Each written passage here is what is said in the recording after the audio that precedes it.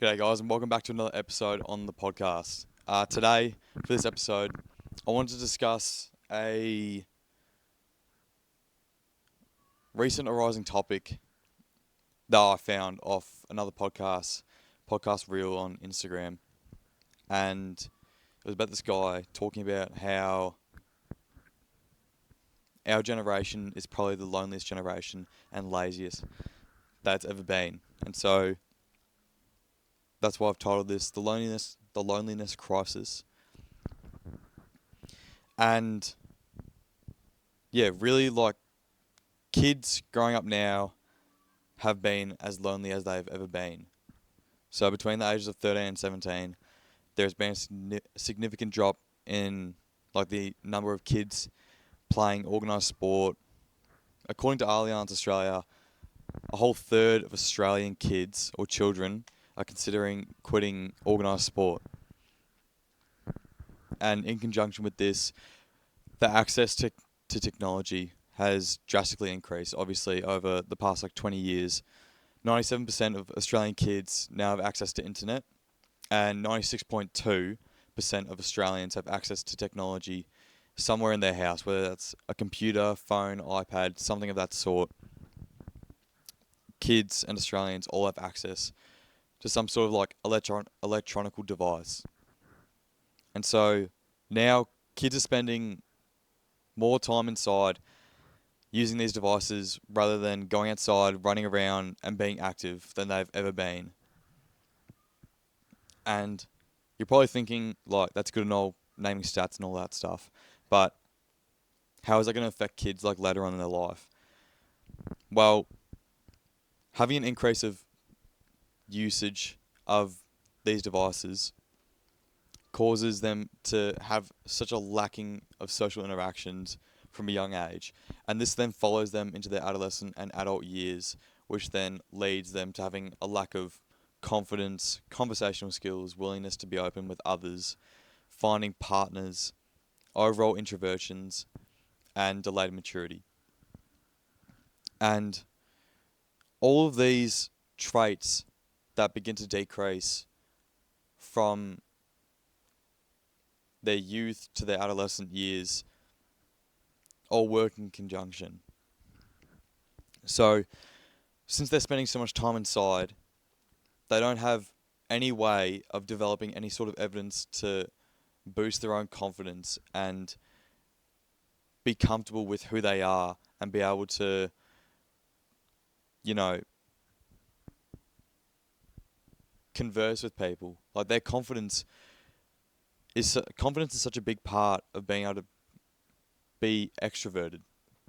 And you actually don't even need confidence to be extroverted because it's such a mental thing. But by having social interactions, you have this confidence that, I'm able to make friends with people. I'm able to find people that have the same interests as what I do. And this confidence, it goes into being able to converse with people and having conversational skills. Kids nowadays growing up, they are less likely to talk to people in public, less likely to ask for directions in public. They are less likely to form relationships with people outside of school or sport. And their conversational skills are decreasing so dramatically. And the next two that I listed, willingness to be open with others and finding a partner, they work cohesively, so they work together. And people are dating less, people are going out less, people are drinking less, and people are getting in trouble less. The anomalies are, kids who are brought up in a bad household and get into bad situations like drugs and violence and all that shit, and they just turn to SAs and try to become gang members. Those are anomalies, but in the grand scheme of the general public, all of these traits have decreased so dramatically. And so the willingness to be open with others about how they're feeling and finding a partner work in conjunction with each other. And this is not me trying to be a fucking relationship coach, but you're not going to be able to have a lasting relationship if you're not going to be able to be open with the other person. You can't have a like a year-long relationship with someone where you're having small talk every single time you talk to them. You can't say how's your day going 150,000 times. You you've got to have those really uncomfortable conversations where you have to open up about something like you've lost a loved one, or you're going through this mental battle, or something of that sort that is so uncomfortable to say, but you're willing to be open with the other person and be vulnerable. And this willingness to be open with others, I've talked about in an earlier episode, it's become so much harder for especially men to open up, purely because of like this trend of women getting interviewed and saying, "Oh, it's an ick when guys open up, or when they're vulnerable, or when they cry, or they see them as less of a man." And it's social media and all these other like different trends and influences that have caused relationships to start dying down a lot more. And this even goes into with like girls sharing their icks or expressing their relationship problems, and then guys are like, "Oh shit, I'll do that. I won't be able to get into a relationship," and they doubt themselves. Those all go into as well with overall introversions. So being introverted, kids are so much more introverted now than what they were 10 years ago, 15 years ago. And with this comes delayed maturity. So kids are maturing at a much slower rate, or people are maturing at a much slower rate than what they would have been. And an example, like my dad, he had to mature so quickly. He moved out, I think 18 or 19, and was just working and like had to mature so quickly just to get through life. Whereas kids nowadays, with there's so many reasons to it with like the cost of living and all that shit, but we're not able to move out as early, and we're not mature enough to get our shit together to move out early. But with all these things, with the relationships and men being unable to open up, or people being unable to open up and find new relationships and new people, there comes this feeling of being alone and lonely. And there is a big difference between the two. So when someone is alone, it's literally just having the absence of another physical person, having the absence of physical presence in your vicinity.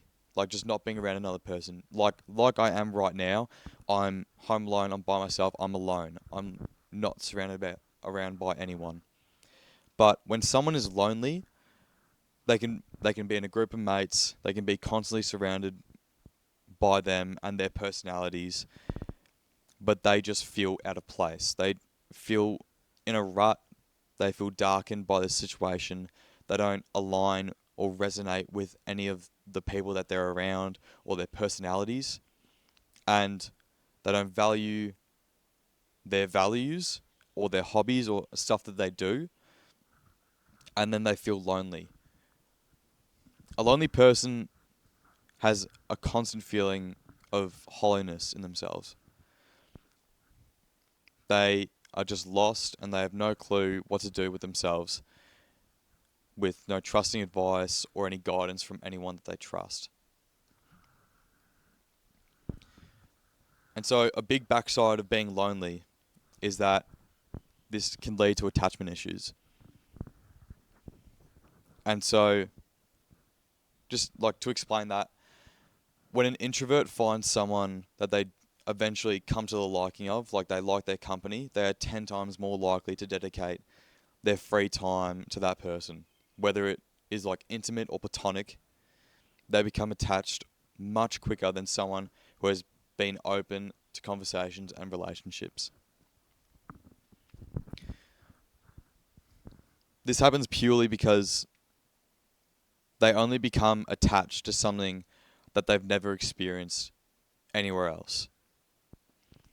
So, when an introvert meets someone who actually asks them about themselves and wants to know about them and how they tick, like why are you the way you are, or they want to spend time with them. They ask them to catch up or just come over for a little bit.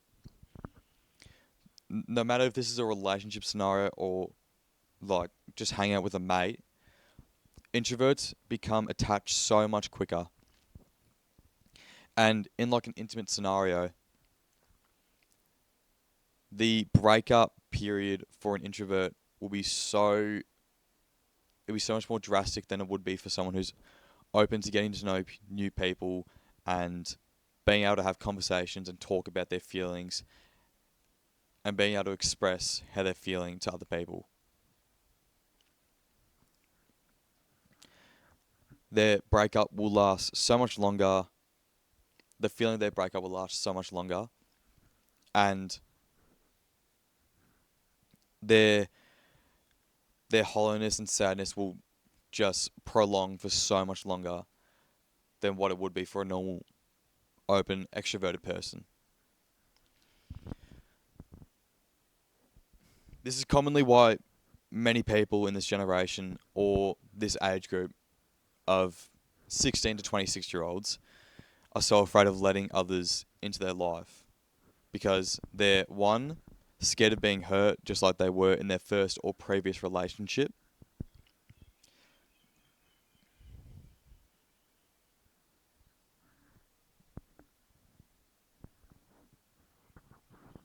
So this makes them develop trust issues, and they're unable of letting people into their lives. Two, they've been influenced by social media that they must be independent and like quote unquote they don't need a man. Like that trend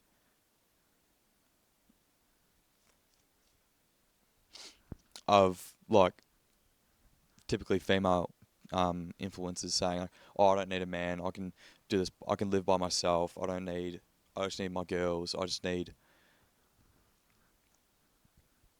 myself. I don't need anyone else." Or three, they're stuck in hookup culture, in the fear of rejection, attachment, or trusting someone just as much as they trust themselves. And that's a big one. People nowadays aren't able to trust others as much as they trust themselves. They're afraid of opening up. They're afraid of letting others know their deepest and darkest secrets. Like I said in a relationship before,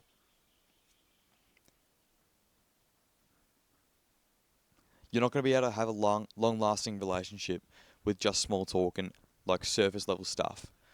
You need deep conversations every once in a while. You need to be able to be yourself. Like be a fucking weirdo every now and then to your significant other. And people just get stuck in the hookup culture, just going out every weekend just so that they get gratification and the feeling of someone having a liking to them. That's why when you see girls going out every single weekend, I never really think, oh wow, like that's sick. They're going out every weekend. No one ever really thinks that. They're like, why? I'm like, why are they going out every single weekend? What is it that you're searching for that makes you need to go out every single weekend? Are you trying to find that person that goes out all the time? Are you trying to find that bloke that is constantly searching for the same thing that you are?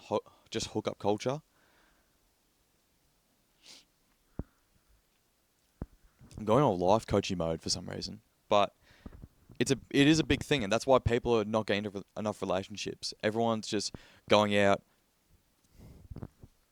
and not that going out is a bad thing. I actually promote going out in moderation, but a lot of blokes are mostly purely going out just for the fact that they want to get with a chick, and then some of them think, "Oh, she's the one. I've gotten with her like a couple times on a night out," but like you're meeting her at a bar, you're meeting her at a club, at like a fucking festival. Like, is that if that's where you want to attract, fair enough. But if your ideal girl isn't that type, then why are you going to those areas where those type of people are to search for a significant other? It doesn't make a lot of sense.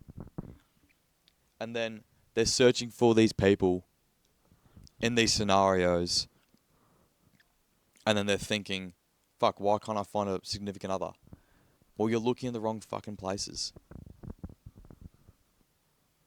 Like, if you really want to find someone who's working on themselves, literally, go to a cafe. I saw this meme. Go to a cafe and read a fucking book, because girls are gonna come up to you and think, why the fuck is he doing better without me? Like, let's just destroy him. That's how you get female attention. Go to somewhere where the things that you're doing isn't looked at in a bad way, basically. And that's how, like, feeling lonely leads to those type of actions. People who go out the most are typically the most lonely people. But the difference between being alone is that you're being able to be you're being able to comfortably thrive whilst being alone. And it's genuinely like such a powerful trait in a person. Personally, this is something that I've been working on for literally the past 2 or 3 years, because it is really, really, really hard to work on, because it's just trying to develop independence. And this does not mean you have to fucking, like, as of recently, does not mean you have to lock yourself in a room and try and make $1 million business in just like 4 days, and then eventually you just get sick of it or get bored because you realize, fuck, this is way too hard, I can't do this, and then you give up, and then you fall back into the poor habits. It means that when you're not invited to an event or a party and all your mates are going, but you don't even know the host that well, you don't see it as an attack or something to frown upon or whine about, like, oh, I wish I was going to this party. See it as, look at it positively. Look at it as a time to work on yourself, do your hobbies, go for a walk, hang out with your mates that aren't invited as well. Like, another instance is when you ask a mate or a group of mates to go do something, like go see a movie or go to the driving range, play some golf, do some sort of activity, and they all say no, or just one of them say no, or it's everyone else but one person. Don't just cancel your plans. Like, go for a hit by yourself. Go watch that movie by yourself. Go for a kick by yourself. Go to the cafe by yourself. Like, read. Like, just scroll on social media. Get a coffee and go for a walk. Do things on your own. Just because people aren't going to join you on your activity doesn't mean you have to cancel. And this kind of method of thinking is something that I found boosted my independence drastically. And then again, this thing that I've been working on, trying to be independent, like, it's literally taken me 2 or 3 years. Like, I'm more than comfortable of being by myself on a Saturday night and, like, doing good habits, like doing my own hobbies, and like literally doing this, like making podcast episodes, scripting episodes, making meal plans, making training programs, doing all of that stuff. I wouldn't rather it, but if there's not like a big occasion and there's not a big reason for me to go, or I just don't feel like going, I'm more than happy to be alone by myself, because I don't feel lonely when I'm alone anymore. And it's not like this sadness of being numb about the idea of being alone. It's being comfortable with it. Like, I'm comfortable with doing just about everything in my day-to-day life by myself. But when I'm accompanied with people, it makes it 10 times better, and I know that. But I know that when they're not there, I'm still going to make myself enjoy it. Like, this is not to say, like, I would never just go out by myself. I would always go out with my mates, because it makes it so much more enjoyable. I go for a kick and go for runs by myself, But I know that when I go with my mates, it's so much more fun to do it with them. Like, I go to the gym by myself, but when I go with mates, it's more comforting. I can talk to people in between my sets rather than just be quiet the entire time. It's just learning to it's just learning to be independent. It's so powerful. And the ways that I figured out not to feel lonely is to force yourself to be in social scenarios. So the easiest way to do this is join a community or a club. This can literally be anything that you're interested in. No matter what your interest is, like, there'll literally be a community for it. So an example is like joining a gym. You can talk to the person at the register. You can, like, literally, I made mates at the gym just from asking if I can use this, like, gym attachment. And I'm like, oh, how long you been going here for? Oh, that's nice. Like you build on your conversations and you build your conversation skills. Join a run club. Like, as neat as, like, overused as the run club is, there's shitloads of people that do it, and there's so many people to talk to, people that are willing to talk to you. Like, the reason why everyone goes to a run club is to go with people and socialize, and then running is the second half of it. Like, there's always stuff going on at run clubs that make it a social aspect. A sport team. When I joined Old Trinity, I was like, it was like a big, like, what the fuck, like, of how welcoming everyone is. Like, most sport teams are going to be so welcoming to like new people coming in because they want people to join. Like, and this is all active stuff. Like, even joining a Discord, like, you can make mates from Discord. Like, send in chats, like, ask questions, DM people, try and have conversations with them, and then eventually you can be like, just level up from there. Like, ask to join a game, keep playing with them, play with them for a couple of years. If they're in your area, ask for them to catch up and do some other stuff. Like, find people that are in of your interests. And you could even just do this at, like, your local coffee place. Like, get to know the barista, get to know the owner. Like, say hi to the people that are in line with you. Like, oh, like, how's your day going? Like, oh, what are you ordering? Like, just small, like, even just small talk works to build your conversation skills.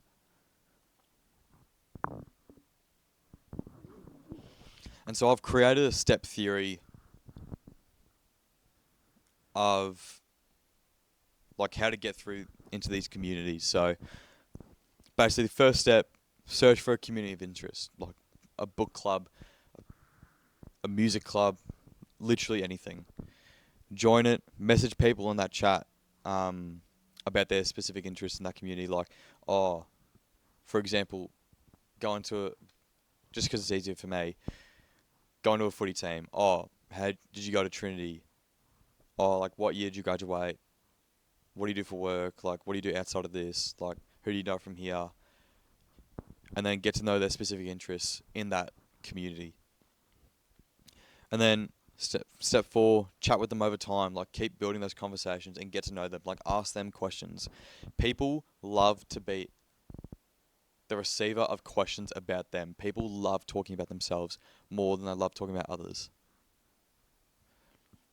Then step 5, become friends with that person. Step 6, catch up with them after a fair bit of talking, like getting to know them. Like, oh, do you want to like at a footy club, for example, do you want to go on Saturday and catch up for a kick, like do an extra session, something like that. And then maintain that interest to know about that person. And then step 8, rinse and repeat. And then you just keep getting to know that person, and over time you'll become best mates. And when you put in effort to know what and why a person is the way that they are, and they see you putting in effort and they realize you want to know them just for who they are, they will show a liking to you. And this is the same for relationships, like friendships and like intimate relationships. You don't just stop showing the interest that you had at the start. You have to keep building on that. Like, you have to keep that going throughout the entire time, or else that just dies down.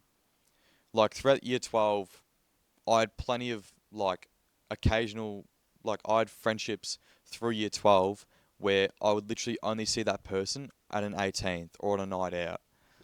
And that's how our friendship built. And then now that school's done, I don't see them as often because we're not going out as much. Like as of now, like the amount that we go out is a lot less than what we did back in year 12. Like we would have like 8 week streaks of just going out for that week for the weekend for an 18th because we had something on. And so you need to keep putting in that effort with the people that you enjoy being around, obviously, to keep that friendship or that relationship going, or else it'll just eventually die down. And so that brings us to the end of the episode. So hopefully you guys enjoyed that. It was a little bit of a different one. Again, let me know what other episodes you want me to plan in the future, who you want me to have on, and other things that you want me to talk about. And I'll see you guys in the next episode.